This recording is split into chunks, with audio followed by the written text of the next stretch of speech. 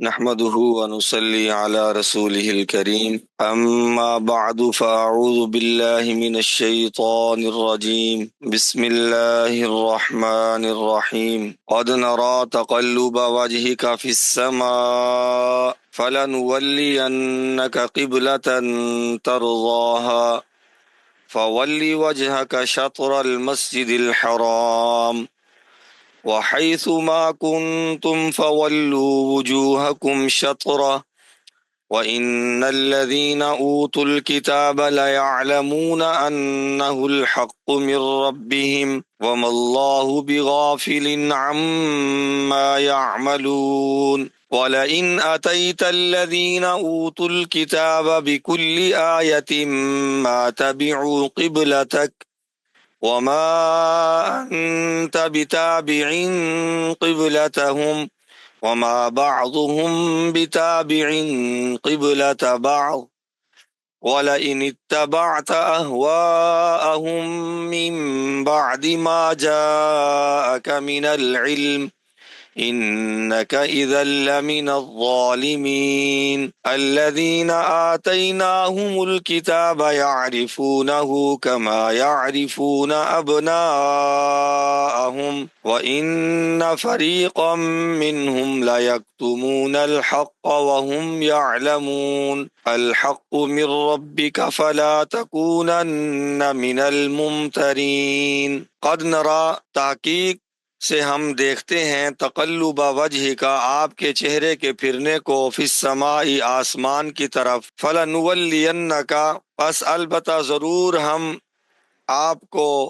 پھیر دیں گے قبلتاً اس قبلے کی طرف ترضاها جس کو آپ پسند کرتے ہیں فولی وجہ کا پس آپ پھیر دیں اپنا چہرہ شطر المسجد الحرام مسجد حرام کی طرف وحیث ما کنتم اور جہاں کہیں تم ہو فولو تو تم بھی پھیر لو وجوہکم اپنے چہروں کو شطرہ اسی مسجد حرام کی طرف وَإِنَّ الَّذِينَ اور بے شک وہ لوگ اوتوا الکتاب جن کو دی گئی کتاب لَيَعْلَمُونَ البتہ جانتے ہیں أَنَّهُ الْحَقُّ کہ یہ قبلے کی طرف منہ پھیرنا حق ہے من ربہم ان کے رب کی طرف سے وما اللہ اور نہیں ہے اللہ تعالی بغافل غافل عما اس چیز سے یعملون جو وہ کرتے ہیں ولئن اور البتہ اگر اتیت الذین دیں آپ ان لوگوں کو اوتوا الکتابہ جن کو دی گئی کتاب بکل آیت ہر طرح کی نشانی ما تبعوا قبلتک وہ نہیں اتباع کریں گے آپ کے قبلے کی وما انت اور نہیں ہے آپ بتابع قبلتہم ان کے قبلے کی اتباع کرنے والے وما بعضهم اور نہیں ہے ان کے بعض بتابع قبلۃ بعض اتباع کرنے والے بعض کے قبلہ کی ولئن اتبعت اور اگر بالفرض آپ نے اتباع کی اہواءہم ان کی خواہشات کی من بعد ما جاءک من العلم بعد اس کے کہ آپ کے پاس علم آ چکا ہے انکا بے شک آپ اذن اس وقت اگر ایسا کیا لمن الظالمین البتہ نا انصافوں میں سے ہو جائیں گے الذین وہ لوگ آتیناہم الکتاب جن کو دی ہم نے کتاب یعرفونہ پہچانتے ہیں اس کو کما یعرفون ابناءہم جیسے پہچانتے ہیں اپنے بیٹوں کو وَإِنَّ فَرِيقًا مِّنْهُمْ اور بے شک ایک گروہ ان میں سے لَيَكْتُمُونَ الْحَقَّ البتہ چھپاتا ہے حق کو وَهُمْ يَعْلَمُونَ حالانکہ وہ جانتے ہیں الحق من ربک حق آپ کے رب کی طرف سے ہے فلا تکونن پس آپ ہرگز نہ ہوں من الممترین شک کرنے والوں میں سے محترم بھائیوں گزشتہ سبق سے تحویل قبلہ کا حکم چلا آتا ہے یعنی اللہ تعالی نے اپنے حکم سے مسلمانوں کو تبدیل قبلہ کا حکم دیا اور پہلے آپ معلوم کر چکے ہیں کہ ہمارے نبی صلی اللہ علیہ وسلم مکۃ المکرمہ میں جب آپ کو نبوت عطا فرمائی گئی تو آپ نے بیت اللہ شریف کی طرف منہ کر کے نمازیں پڑھیں، اور اس انداز میں پڑھتے تھے کہ بیت اللہ کی طرف بھی رخ ہو جاتا تھا، مسجد اقصیٰ کی طرف بھی رخ ہوتا تھا۔ پھر جب آپ مدینہ منورہ تشریف لے گئے تو وہاں پر یہود اور نصارہ زیادہ تعداد میں تھے، تو اللہ تعالی نے مسجد اقصیٰ کو قبلہ قرار دیا۔ 16 مہینے جناب نبی کریم صلی اللہ علیہ وسلم بیت المقدس کی طرف منہ کر کے نماز پڑھتے رہے۔ اس کے بعد پھر قبلہ کی تبدیلی کا حکم ہوا۔ اصل میں آپ صلی اللہ علیہ وسلم اس بات کو پسند فرماتے تھے کہ مکہ مکرمہ میں جو کعبۃ اللہ ہے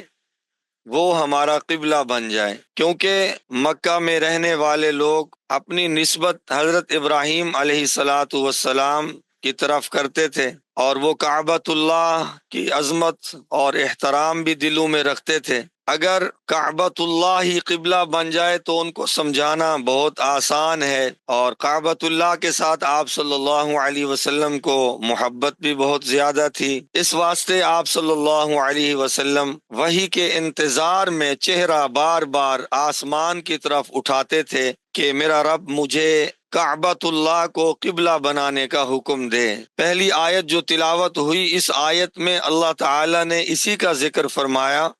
قد نرا تقلب وجہک فی السماء، کہ میرے محبوب پیغمبر آپ کی ادائیں ہم دیکھ رہے ہیں، آپ کا چہرہ بار بار اٹھتا ہے آسمان کی طرف۔ فلنولینک، ساتھ میں خوشخبری بھی سنا دی، ہم البتہ ضرور پھیر دیں گے آپ کو قبلتاً، اس قبلہ کی طرف جس کو آپ پسند فرماتے ہیں۔ چنانچہ اللہ تبارک و تعالی نے آپ کی آرزو کے مطابق پھر حکم نازل فرما دیا، فولی وجہ کا، بس آپ پھیر دیجیے اپنا چہرہ مسجد حرام کی طرف۔ نماز میں ہی اللہ تعالی نے آپ کی یہ خواہش اور تمنا پوری فرما دی، چنانچہ نماز میں ہی حکم ہوا کہ آپ اپنا چہرہ کعبۃ اللہ کی طرف پھیر دیجیے۔ آپ 2 رکعت پڑھا چکے تھے، 2 رکعت باقی تھی۔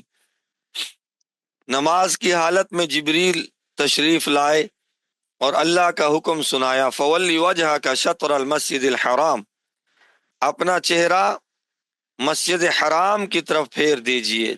چنانچہ آپ نے پھر نماز کی حالت میں ہی اپنا مبارک چہرہ کعبۃ اللہ کی طرف پھیر دیا، اور آپ کے پیچھے نماز پڑھنے والے حضرات صحابہ رضی اللہ عنہم نے بھی چہرہ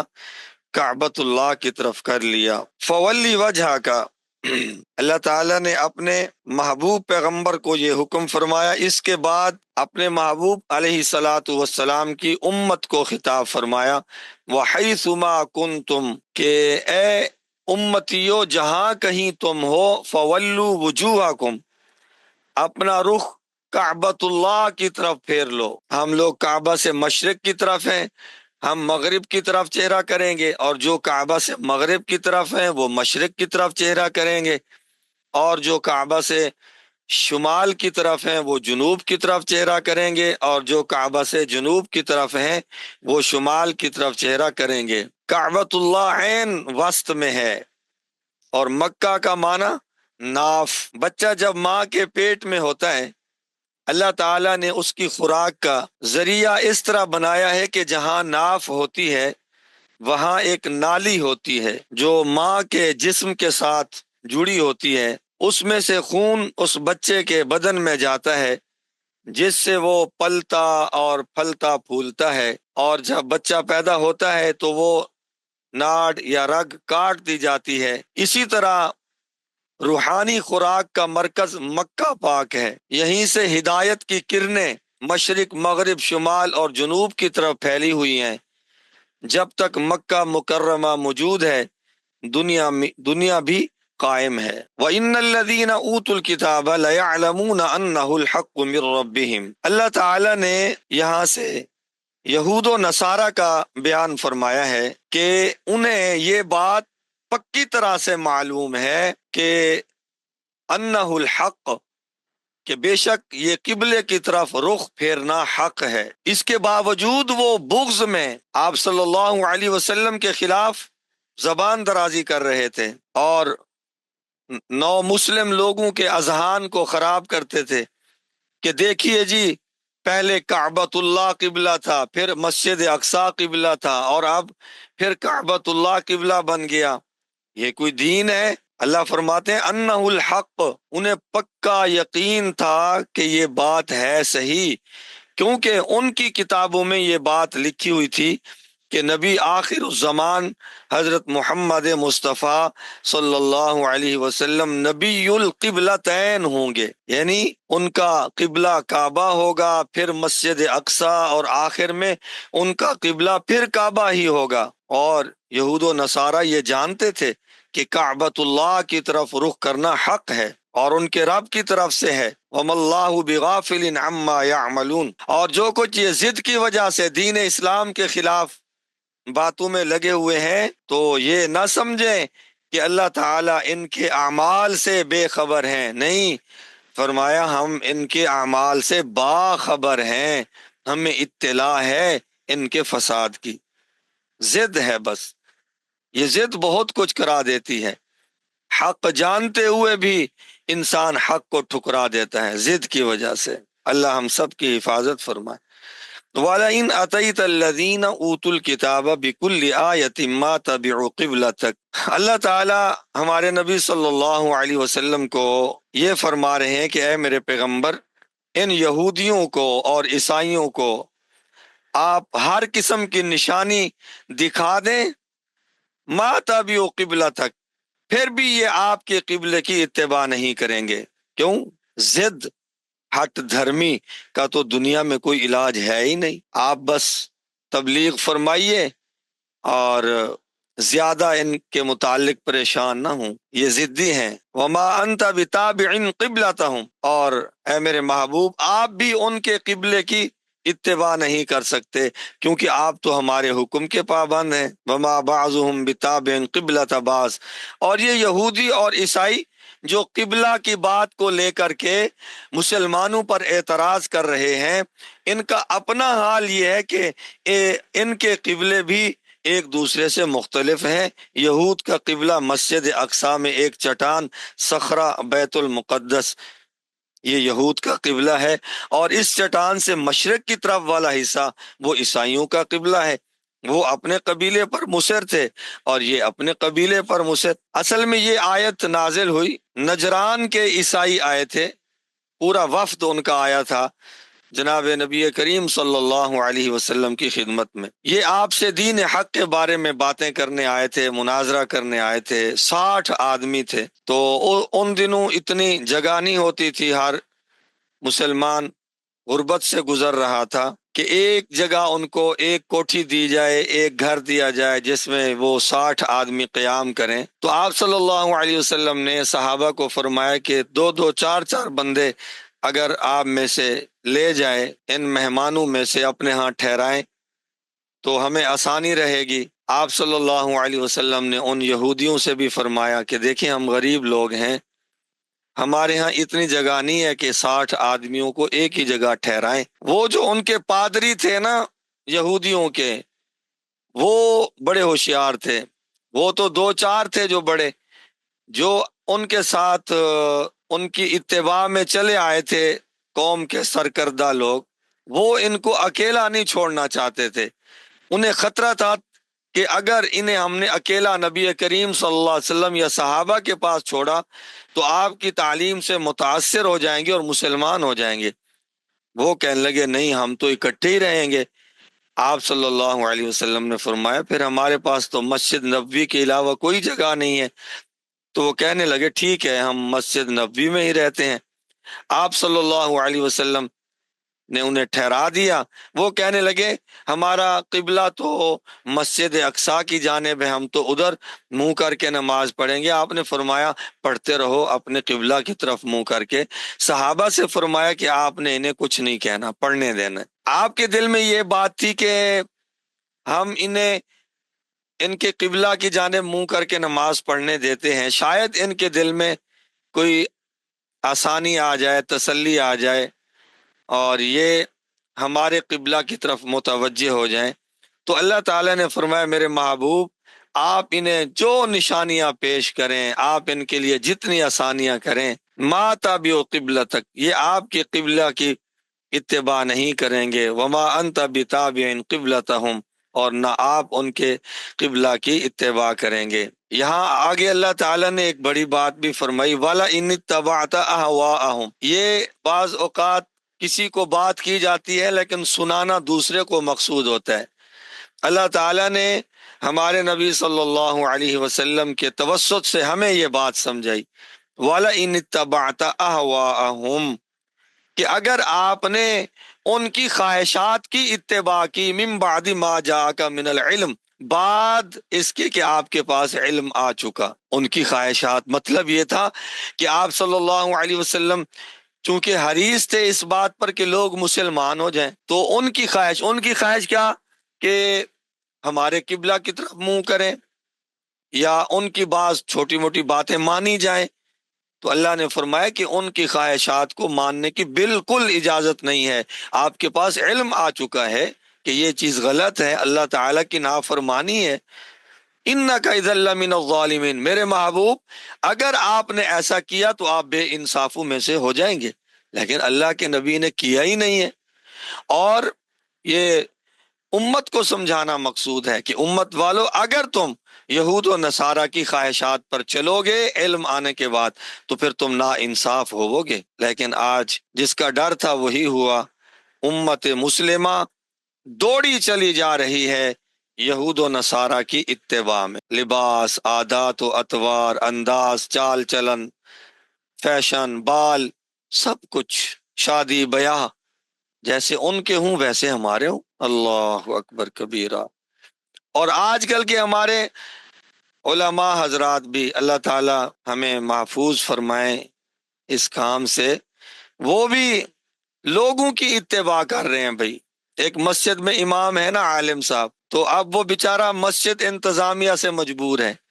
جیسے انتظامیہ والے کہیں گے ویسے کرے گا۔ بھائی شادیاں رسول اللہ صلی اللہ علیہ وسلم کے حکم کے خلاف، سنت کے خلاف ہو رہی ہیں تو علماء صاحبان بھی شریک ہیں۔ غمی کے مواقع پر بدعات ہوتی ہیں، علماء شریک ہیں۔ لوگوں کی خواہشات پر چل رہے ہیں، بھی علم بھی ہے کہ یہ چیزیں غلط ہیں۔ ایسے علماء اپنی دنیا اور آخرت کو برباد کر رہے ہیں جو قرآن و سنہ کو چھوڑ کر لوگوں کی اتباع کرتے ہیں، ان کی خواہشات، ان کو خوش کرتے رہتے ہیں۔ اللہ کو خوش کرنا تھا یا لوگوں کو خوش کرنا تھا؟ یہ بات تو آپ نے لوگوں کو سمجھانی تھی، لوگوں اللہ کو خوش کیا کرتے ہیں، اپنی خواہشات پر نہیں چلتے ہوتے۔ تو آپ صلی اللہ علیہ وسلم کے توسط سے ہمیں سمجھایا کہ یہود و نصارہ اور باطل فرقوں کی پیروی نہیں کرنی، اگر ایسا کرو گے تو شمار ظالموں میں ہوگا۔ الذین آتیناہم الکتاب، جنہیں ہم نے کتاب دی ہے نا، یہودی اور عیسائی، یعرفونہ، وہ آپ صلی اللہ علیہ وسلم کو ایسے پہچانتے ہیں جیسے وہ اپنے بیٹوں کو پہچانتے ہیں۔ اللہ اکبر۔ اس کے باوجود بھی وہ آپ صلی اللہ علیہ وسلم کی مخالفت کرتے تھے۔ اس کا مطلب کیا بھی، جس طرح بیٹے کو پہچاننے میں مغالطہ نہیں ہوتا، اسی طرح انہیں پکا پتہ ہے کہ حضرت محمد صلی اللہ علیہ وسلم اللہ تعالیٰ کے آخری رسول ہیں۔ اس کے باوجود وہ ضد اور بغض میں حضور صلی اللہ علیہ وسلم کی مخالفت کرتے ہیں۔ وَإِنَّ فَرِيقًا مِّنْهُمْ، ایک تفسیر اس کی یہ بھی کی ہے کہ جیسے اپنے بیٹوں کو پہچانتے ہیں، تو کیا مطلب جیسے بندہ اپنے بیٹے کو پہچان لیتا ہے، اسی طرح یہ یہودیوں میں سے بعض آپ صلی اللہ علیہ وسلم کو پہچان کر آپ پر ایمان لے آتے ہیں، جیسے حضرت عبداللہ بن سلام تھے اور دیگر یہودی تھے جو پہلے ان کے علماء تھے، پھر آپ صلی اللہ علیہ وسلم کو پہچان کر جو نشانیاں ان کی کتابوں میں تھیں آپ پر ایمان لائے۔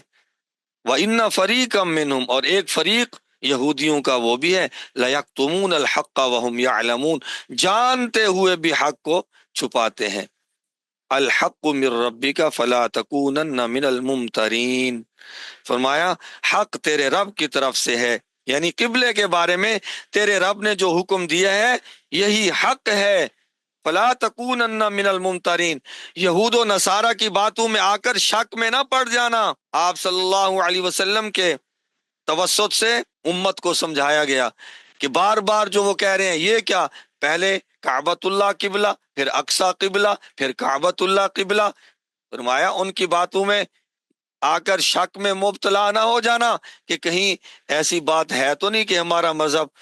شک والا ہو۔ نہیں، اللہ فرماتے ہیں خبردار، بالکل شک میں نہیں آنا، یہ میرا حکم ہے۔ پہلے بیت اللہ کی طرف میرا حکم، پھر اقصی کی طرف میرا حکم، اب پھر بیت اللہ شریف، مکۃ المکرمہ، کعبۃ اللہ کی طرف رخ کرنا، یہ بھی کیا ہے، میرا حکم ہے۔ اللہ تعالی ہم سب کو